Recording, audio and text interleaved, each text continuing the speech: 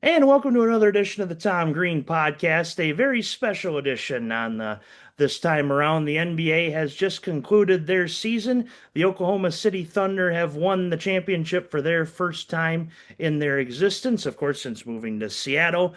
And I have a professional agent on with us to talk about a few different topics in the NBA, along with the NBA draft and other things. So he is Leigh Steinberg. Leigh, a great pleasure to have you on the show and looking forward to chatting with you about some different sports things today. Thank you. Absolutely. So before we get to the end, before we get to our NBA topics here, I mean, you have had quite a career. You've covered a lot of, you've handled a lot of different athletes' contracts. Tell me a little bit about yourself and that industry. So I was a dorm counselor in an undergraduate dorm, working my way through law school at University of California. And they moved the freshman football team into the dorm, and one of the students was Steve Bartkowski, the quarterback. And in 1975, he became the very first pick in the first round of the NFL draft. And he asked me, just fresh from law school, if I'd represent him. And we got the largest rookie contract in NFL history. There really wasn't an organized area of sports agentry at that time. Matter of fact, teams didn't have an obligation to deal with agents, and they could just slam the phone down and say, we don't deal with agents. But we build a practice based on the concept of the athlete as role model.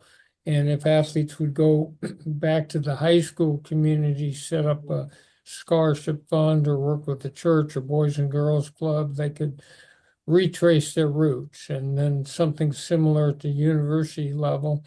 And then a charitable foundation involving the leading business figures, political figures, and community leaders to help execute a program. So that could be work done, the former running back, putting the 220th single mother and their family in the first home they'll ever own, or Patrick Mahomes, 15 in the Mahomies, where he ends up helping at-risk kids, kids in hospitals, kids who can't afford lunches. Uh, but it's athletes triggering behavior. And so that's been 51 years, and in football represented 64 first-round draft picks, the very first pick overall in the draft, 8 different years. 12 of the players have gone on to be part of the Pro Football Hall of Fame. About 50 baseball players with 30 first-round draft picks. Basketball, about 5 first-round draft picks and a number of lottery picks. Boxing, Olympic sports, and here we are. Absolutely, definitely, quite a career, 51 years with many different athletes, and as you were saying, it's more than just an athlete in the contract. It's supporting what the athlete does on the field, off the field, and what the athlete stands for. And preparing them for second career so that you're carefully planning. It's also safeguarding their health. So I've had a particular focus on the issue of concussion in pro football and just set up a charitable foundation to try to fund research into that area, to try to fund awareness and prevention and see if we can find cure. Absolutely, that's been something that's been around the NFL in quite a bit. And plus, with second careers, the first person I can think of is Tom Brady having a resume ready on at the ready when he was at the NFL draft in 2000, getting ready for that second career. And our guys have gone on where a couple of the players, Jerron Cherry was the first retired athlete to actually own part of an NFL franchise, um, the Jacksonville Jaguars, and uh, currently work done on that we talked about with his Homes for the Holidays is a minority owner of the uh, Atlanta Falcons. So what you have is athletes who plan and go on to careers in broadcast and coaching and business, and they are brands today.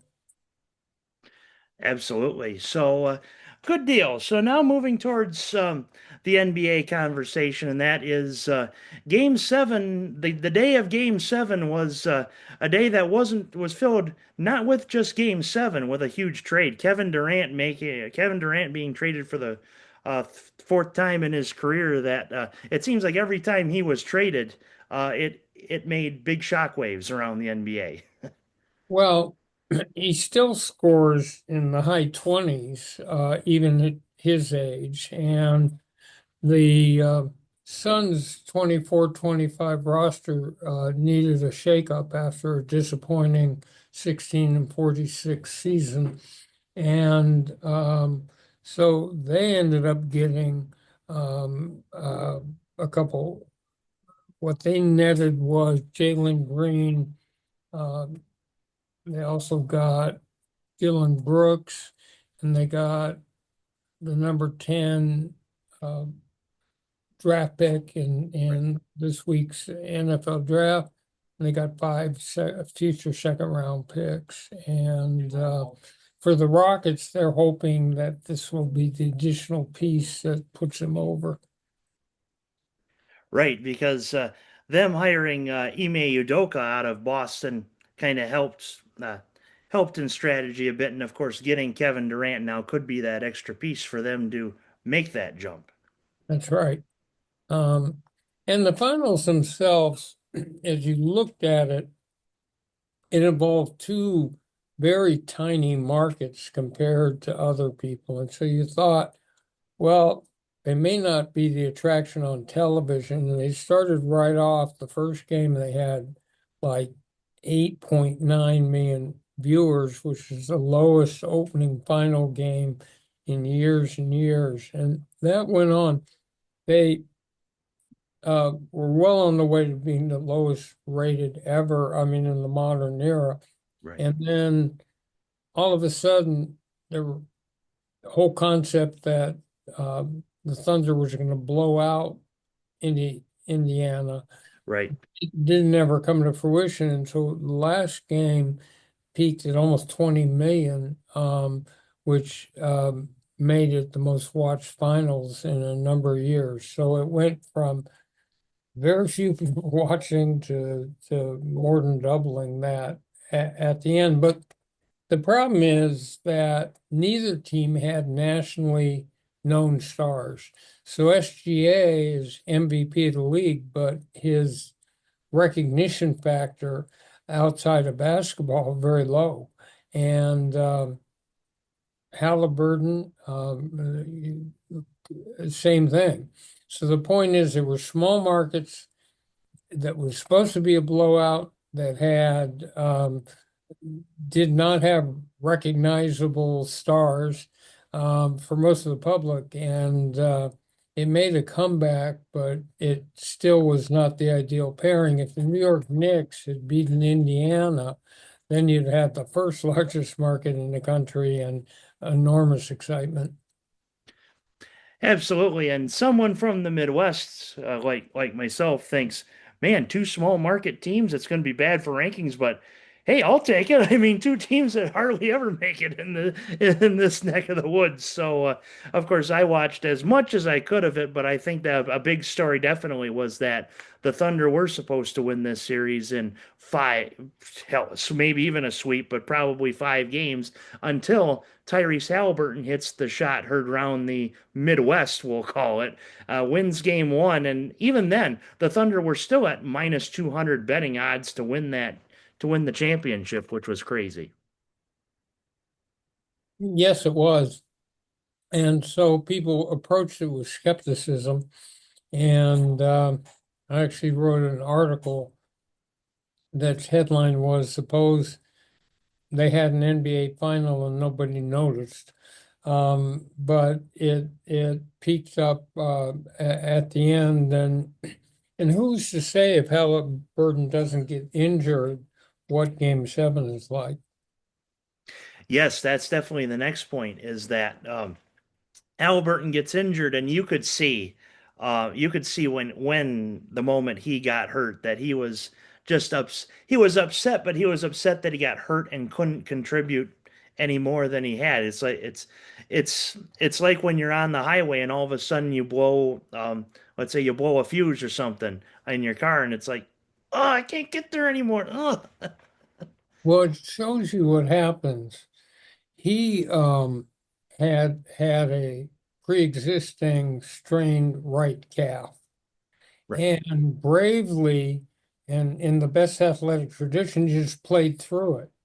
But it set him up to tear his right Achilles tendon.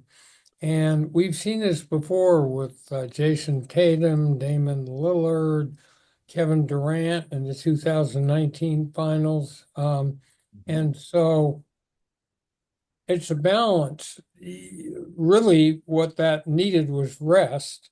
And they're in the playoffs, and hard to keep him on the bench and give him rest. Yeah, when you're playing game seven, the biggest game that any basketball player ever will play in their lives, game seven of the NBA Finals, you're gonna see players like Halliburton that had that pre-existing strained calf give it all they got. I recall back in Super Bowl 50, which was probably one of probably the best defensive Super Bowl we've seen in years between Carolina and Denver. Thomas Davis, I believe it was safety for the Panthers, played with a rod in his arm because he had an arm injury. You know, players have been acculturated to be in denial about their physical health. They grow up from Pop Warner and Little League to believe the play is the most important thing, not long-term health. And I've had players play, one with a collapsed lung, one with a broken right leg. And these are intelligent people, but if you try to talk to them about it, they're surrounded by people who share the same values, and it's like the whole concussion issue. I've told players after a concussion, do not play the next week, and they listen very courteously and go ahead and play.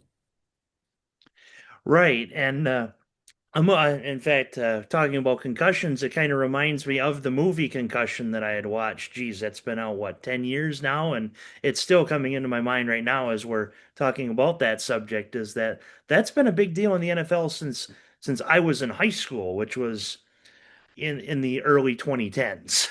So I had a crisis of conscience back in the 1980s because I'm at that point representing half the starting quarterbacks. They keep getting hit in the head. And we would go to doctors and ask, how many is too many? What's the magic number where you should contemplate retirement? They had no answers because the brain has been the last frontier of medical research. Most of what we know about the brain comes in the last 20 years. So I held a concussion conference with leading neurologists and had Troy Aikman and Steve Young and Warren Moon and Drew Bledsoe and some other players come and listen. And I've continued to have those. Well, in 2006, Bennett Amalu came to our conference and he said, if you have three or more concussions, it raises exponentially the risk for Alzheimer's, Parkinson's, premature senility, chronic traumatic encephalopathy, and depression. So we've continued holding those because I think I have a duty beyond just stacking dollars in the bank book of players, Right. but make sure they're conscious about the long-term consequences of playing. Right. And we're talking about CTE and these other brain injuries. The one player that I think of, and yeah, and has been a topic of controversy for a lot of different reasons, Antonio Brown. One might think that he may have CTE conditions.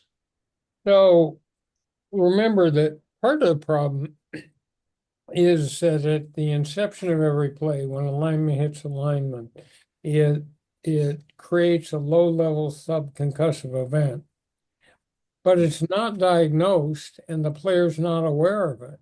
But an offensive lineman could come out of high school, college, and a long pro career with 10,000 subconcussive hits, none of which have been diagnosed, but the aggregate almost certainly adds up to the same thing as getting knocked out 4 times.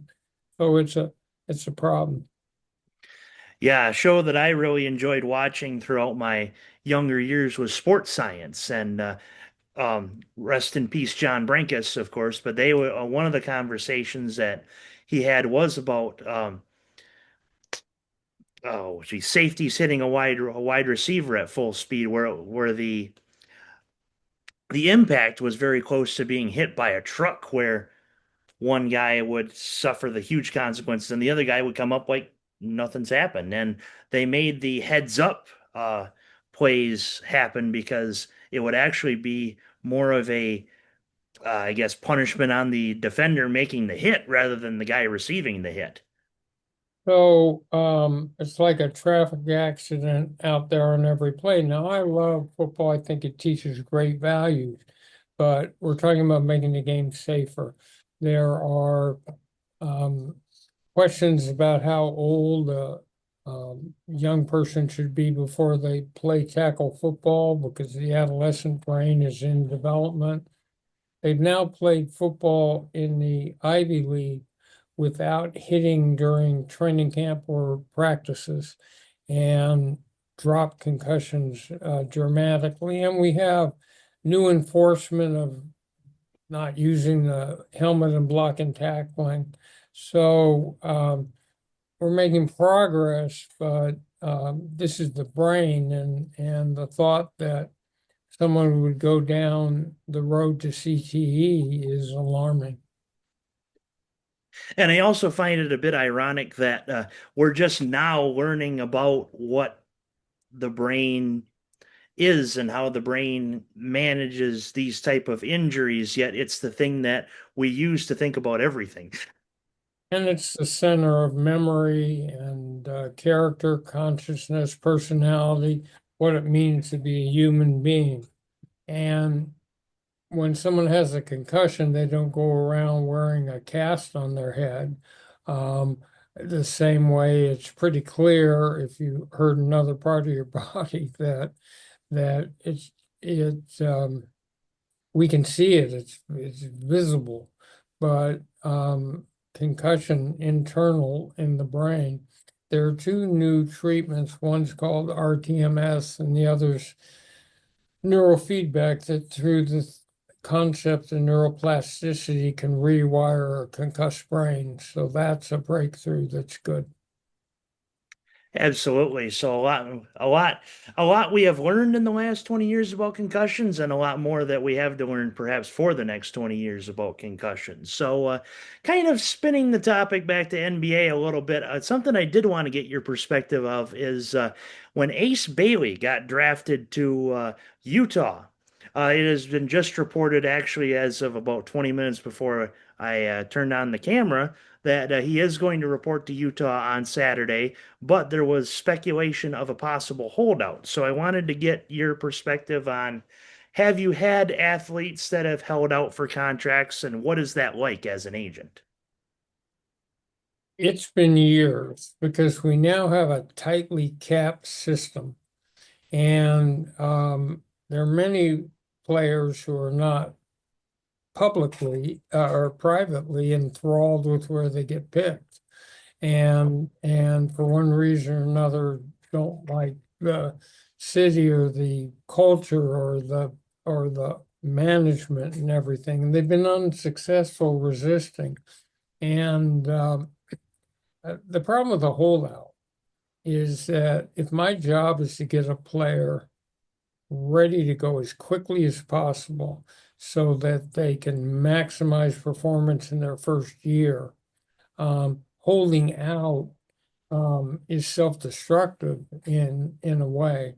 And today, in terms of contract negotiations, there's a slot for every NBA player, and teams will maximize. And so their first offer is all the money they're ever entitled under the salary cap system to offer. And so it's virtually a limited holdout. So um, I, it's not very effective. Right, especially yeah, because when players hold out, they're holding out on practices for the team. They're holding they're in a way they could be hurting themselves more than they think if they hold out for too long. Right. And what you're trying to do is get through those first years till you can hit the point where a team can max out the contract. So the longer you delay, the more the initial salary cap figure governs the player.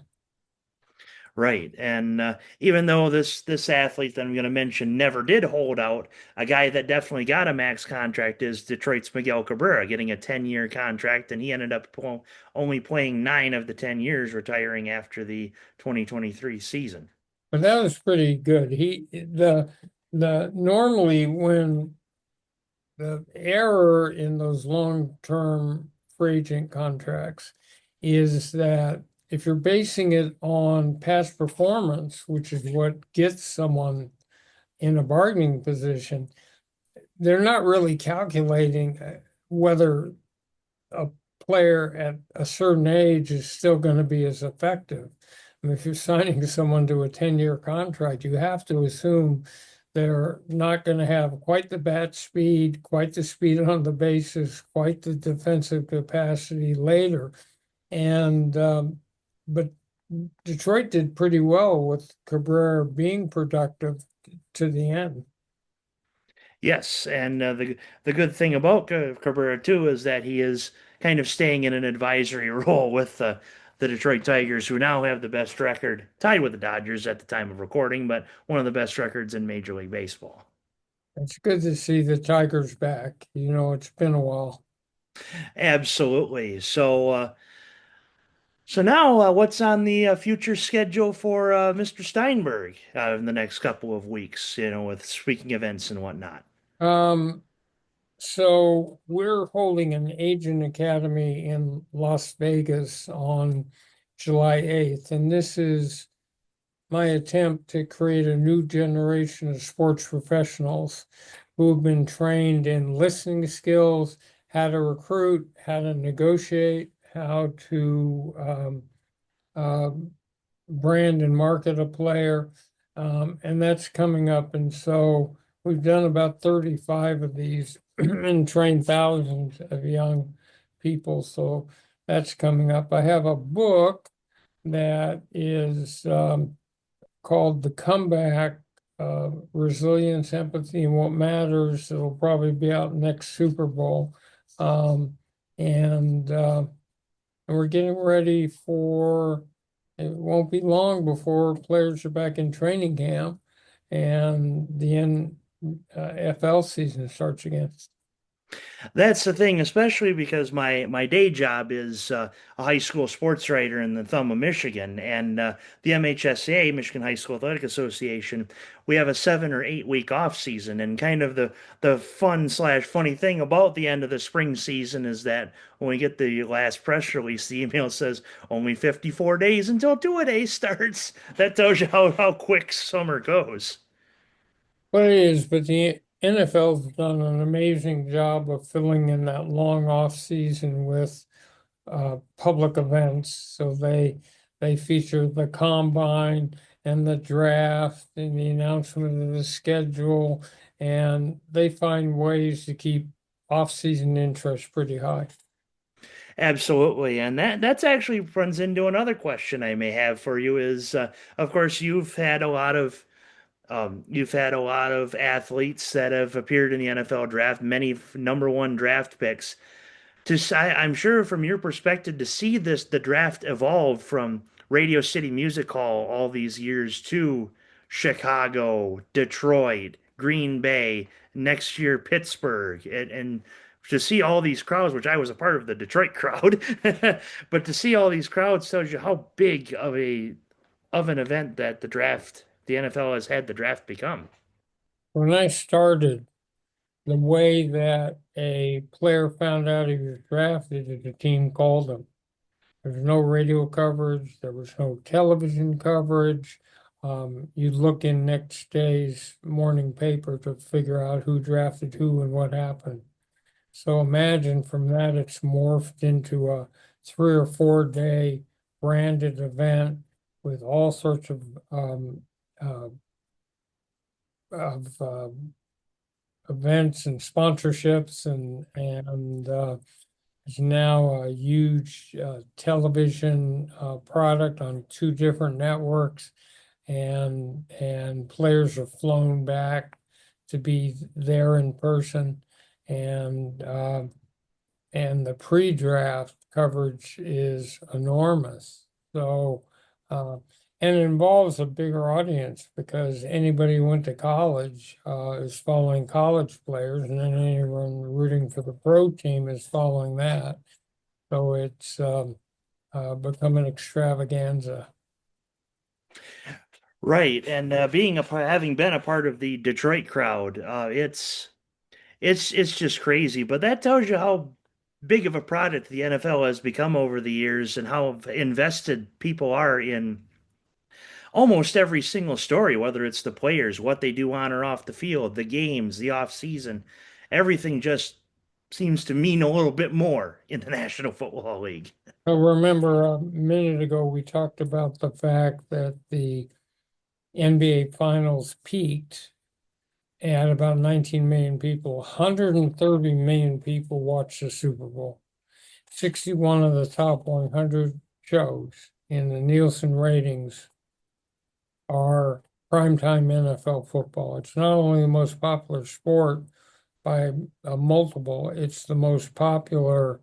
Um, it's the most popular form of televised entertainment. Absolutely. So, I guess the one other NBA related question I would have is that the in-season tournament, the courts are just everything's so decorated and whatnot. Yet for the NBA Finals, it looked like a regular season game.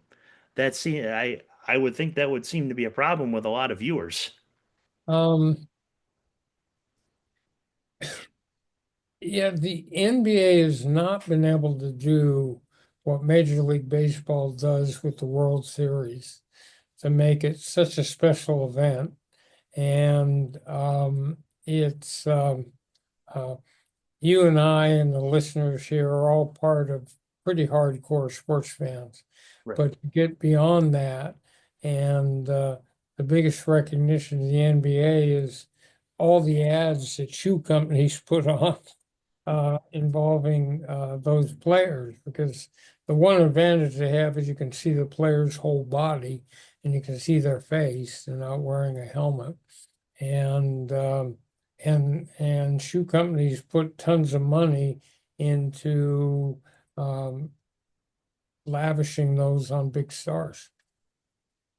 Absolutely. So, yeah, so the NBA and the NFL are definitely apples to oranges when it comes to viewership and all that stuff. So, definitely a good conversation about a lot of different topics. I like to talk variety, and this is a very good sports variety. So, anything that you'd like to say about the topics anything else you'd like to say about the topics that we've had, or I anything?